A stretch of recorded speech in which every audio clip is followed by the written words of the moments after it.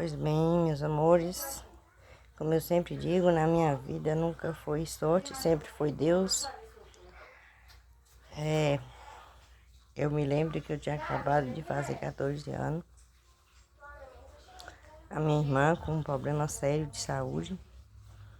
A minha mãe já tinha ido para todos os hospitais aqui pela Redondeza. Não tinha mais um hospital que ela não ia. Às vezes ela conseguia passar minha irmã com a cidade, porque ela mentia. Dizia que ela morava ali para conseguir passar a minha irmã no médico. E a gente já estava numa situação desesperadora. A minha irmã estava em carne viva.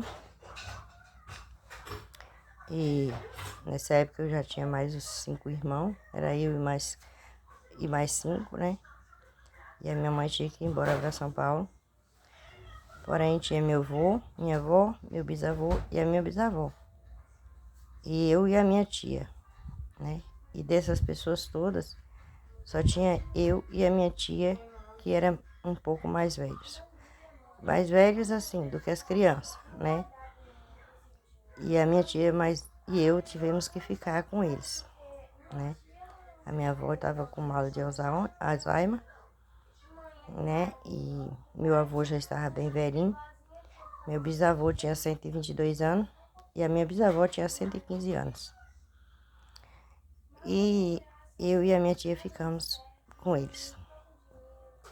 Não era nada fácil, porque eram 5 crianças, 2 pessoas bem idosas, minha avó doente, e meu avô não aguentava mais fazer nada para ajudar.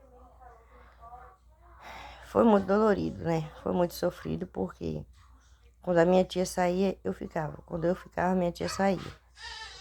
E para a gente pegar água, era uma distância muito longe. Eu ia, dava 4 viagens, minha tia ia, dava 4. E a gente revezava a situação. Faltava comida, faltava roupa, faltava remédio, faltava tudo em casa.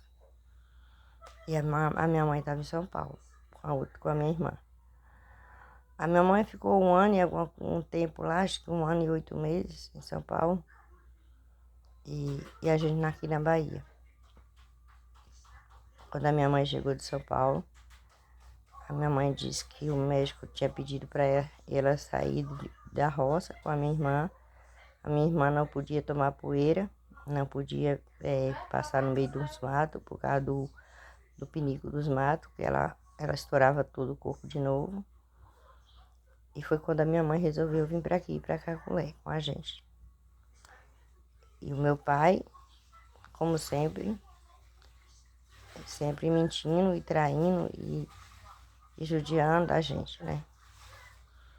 Aí a minha mãe veio, vendemos tudo que tinha lá, né? E a gente viemos para Caculé, onde a gente reside até hoje, há mais de 40 anos. Aqui, quando a gente chegou aqui, a gente não conhecia ninguém, não sabia o que fazer, porque não tinha ninguém da gente aqui. Só tinha um tio da gente, mas ele morava um pouco longe da casa da minha mãe. Morava aqui, mas não morava perto, morava longe. A gente não conhecia ninguém. Mas aos poucos minha mãe foi conhecendo, e eu também fui conhecendo pessoas. E a história rodou pela cidade toda, que aquela família tinha chegado na cidade e que estava sem ter nada em casa, que não tinha nem onde dormir. A gente dormia em cima de um monte de pano velho, no chão. Porque as camas que a gente tinha, eu acho que aqui poucas pessoas conhecem, não sabem nem o que é isso. Se chamava cama de vara. Era as forquilhas enfiadas num buraco no chão e um monte de varinhas que fazia a gente dormir ali. Então não tinha para onde como carregar um monte de vara e um monte de forquilha para enterrar, para fazer cama para dormir. Então a gente começou a dormir no chão. Nós dormia todos no chão. E aí foi onde a gente conheceu naquela época o prefeito, né? Que era um prefeito muito bom que tinha na região aqui. E alguns vereadores, algumas pessoas que tinham mais condições, que começou a ajudar a gente. E aí a gente foi se levantando, né? Mas eu fiquei pouco tempo com minha mãe, por causa do meu pai. Eu não queria ficar junto mais com ele. Eu fui para casa de uma tia minha, que morava em uma outra cidade vizinha, e disse a ela que eu só voltaria para casa quando meu pai não tivesse mais. Enquanto meu pai estivesse ali por perto, eu não voltaria mais para casa, porque eu não aguentava mais apanhar. Aí eu acabei ficando mais a minha tia, cuidei de 2 resguardos dela, ela ganhou dois filhos, um menino e uma menina. Os partos dela todos foi cesárea, todos dois. E eu acabava ficando mais ela para correr do sofrimento que era a vida da casa da minha mãe. Que era muito difícil, era muito sofrido. Ele não respeitava os velhos, né? Só que antes da gente vir para Caculé, o meu bisavô faleceu. E a minha bisavó ficou com o irmão da minha avó. E a gente não trouxe ela para cá, deixamos ela lá. Mas veio só a minha avó e meu avô e a meninada que a minha mãe tinha, né? Que era assim, tudo pequenininho. E eu era a mais velha de todas. Todos os outros eram todos menores. E ela começou a trabalhar na prefeitura. Só que ela sempre, como sempre, ela sempre jogava o peso nas minhas costas e nas costas da minha tia. Ela não estava nem aí. Ela só jogava o grosso para mim e para minha tia. Ela ia trabalhar na prefeitura. Ela saía às 5 da manhã, chegava às 11 do dia. O serviço dela não era pesado, era muito leve, né? E eu e minha tia, a gente se virava com os filhos, com a casa e com minha avó e meu avô. E a gente sofreu muito, mas a minha tia, a gente sofreu muito. Ela já tinha separado do meu pai, nessa época, ela tinha separado de novo do meu pai, porque tinha tido uma briga e meu pai tinha agredido a minha avó. E ela tinha separado dele por conta disso, né? Com acho que uns 4 anos separados, depois voltou de novo para ele. E quando eles voltaram, eu já não estava mais em casa, porque eu já tinha casado e saí de casa. E eu fiquei 1 ano e 6 meses casada, né? E parece mentira, mas a minha vida sempre foi 1 ano e 5 meses, 1 ano e 6 meses, 1 ano e 7 meses de coisas que vinha acontecer comigo, né? Pega a neném aqui, Nai. E eu acabei separando do meu marido, não porque ele não era um homem trabalhador, era sim. Ele era um homem muito trabalhador, porém tudo que ele fazia era para cachaça, para bebida. E eu não aguentei mais também, porque eu já vinha sofrendo de muito tempo atrás. Então eu não queria mais aquilo para minha vida. Na verdade eu só casei porque a minha mãe que eu quis que eu casasse e eu casei por conta dela. Mas aconteceu várias coisas na minha vida por conta desse casamento, né? Esse casamento me trouxe muito dor, muito sofrimento, muito desgaste, né? Até hoje eu ainda sofro por conta desse casamento. E aí eu me lembro que eu mesma casada, eu tinha que sair de lá para ajudar minha avó, minha mãe com meu avô e minha avó. Eu saía da onde eu morava da roça e vinha para ajudar ela com meu avô e minha avó. Ajudar ela não, ajudar minha tia, porque ela não ficava em casa. Mas em seguida minha avó faleceu. Meu avô foi falecer muitos anos depois. Cerca de uns 14, 15 anos depois foi que meu avô veio a falecer. E foi sempre assim, a minha vida foi sempre assim. Sempre uma turbulência, né? Eu costumo dizer que minha vida é um furacão. Mas eu nunca me deixei me abater por isso, nem por aquilo. Nunca me senti incapaz. Sempre que vinha uma turbulência, eu dizia, isso vai passar e amanhã é outro dia, né? E foi sempre assim. A hora que vem uma turbulência, eu digo, isso vai passar. Deus vai entrar com providência, isso vai passar, isso vai acabar e eu já vou estar pronta para outra. Porque eu não sou de correr de sofrimento e nem de nada, né? Eu fui sempre uma menina que desde nova, né? Desde quando eu era criança, uma menina bem que esperta, nunca tive medo de enfrentar a vida e nunca tive medo de nada. E, e chegou um ponto na minha vida que eu não sei decifrar direito, não sei o que acontece, que eu costumo ver coisas que ainda vai acontecer mais pra frente. Eu costumo ver acidentes acontecendo, eu costumo ver várias coisas. E aí eu comecei a achar que se eu falasse isso para alguém, o povo ia me chamar de louca. Muita gente ia dizer, você tá louca.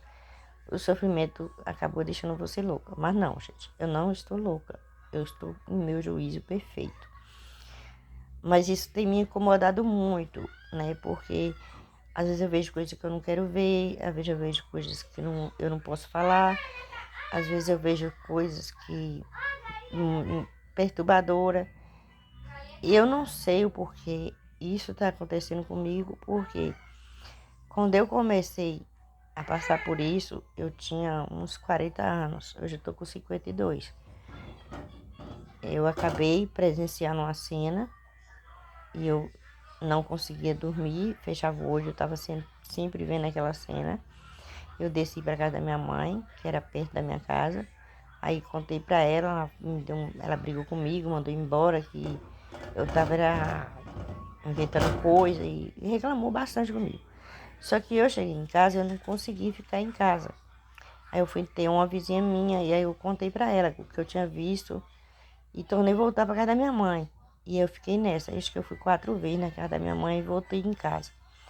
Na penúltima vez que eu fui na casa da minha mãe, que eu já estava retornando para minha casa, eu escutei os gritos, eu vi a correria e aí só que eu não cheguei perto, né? Porque eu já sabia o que estava acontecendo, eu não cheguei perto. E aí, daí pra cá, é o que vem sempre me acontecendo. Eu acho que na minha cabeça passa assim, pelo meu sofrimento, pelas minhas coisas, eu desenvolvi um lado que eu não conheço, um lado que eu tenho medo, um lado que é muito difícil, porque eu nunca fui de acreditar muito nessas coisas, eu sempre acreditei em Deus, eu sempre disse, é Deus, né? Essas coisas para mim não existia. Para mim isso era uma coisa assim que não não era que passava na minha cabeça que existia. Porém, hoje eu vejo muitas coisas. Às vezes eu falo para meus filhos, ó, vocês vão sair, vocês tomam cuidado, preste atenção. Eu começo a orar. Às vezes eu consigo reverter essa situação e às vezes eu não consigo. É uma coisa muito estranha que está acontecendo. Eu queria que se alguém soubesse o que está acontecendo, o porquê isso acontece comigo, me orientasse alguma coisa, porque é muito difícil, é muito complicado, é muito chato, né? Às vezes até em casa mesmo, meus filhos falam, minha avó, o que vai acontecer? Isso vai acontecer? O que está acontecendo? Eu digo, não vai por esse lado, porque isso não vai dar certo. Então, os que moram comigo já sabem, já nem faz mais aquilo que eles estavam em plano de fazer, porque eu já sei o que vai acontecer. E eu acho que foi devido a muita coisa que eu passei, muito sofrimento da vida. Eu não sei, eu só sei que a minha vida foi sempre um furacão, um turbilhão, um vendaval, que é muito complicado de explicar para as pessoas. O que eu já vivi até aqui, o que eu vivo, o que eu passo, o que eu já passei. Eu não quero que ninguém passe por isso. É muito complicado, é muito difícil. E eu gostaria, gente, que alguém visse os meus vídeos, me explicasse o porquê isso acontece. E teremos mais vídeo mais para frente. Eu estarei contando mais coisas sobre a minha vida e me abrindo com vocês e dizendo para vocês, nunca desista, porque sempre Deus está com a gente. Quem tiver, gente, diz assim, aí eu vou desistir disso. Desista não, vai em frente, porque Deus está sempre com a gente, Deus está sempre ao nosso lado, Deus está sempre nos ajudando. Porque se eu fosse desistir das coisas que já me aconteceu até aqui, eu não existia mais eu, né? Essa é a verdade. Não existia mais eu. Só que eu não vou desistir. Eu não sou de desistir. Eu sou de persistir. Não desistir. Eu persisto muito naquilo que eu quero. Corro atrás, vou à luta. É difícil, é. Mas com a fé em Deus tudo vai dar certo. E é isso aí, galera. Mas amanhã eu vou deixar para mim soltar os meus vídeos uma vez por semana. Porque não estão entregando os meus vídeos e eu não estou tendo retorno. Mas eu peço vocês que curtam, comentem e compartilhem. Beijo a todos, fique com Deus. Tchau, tchau.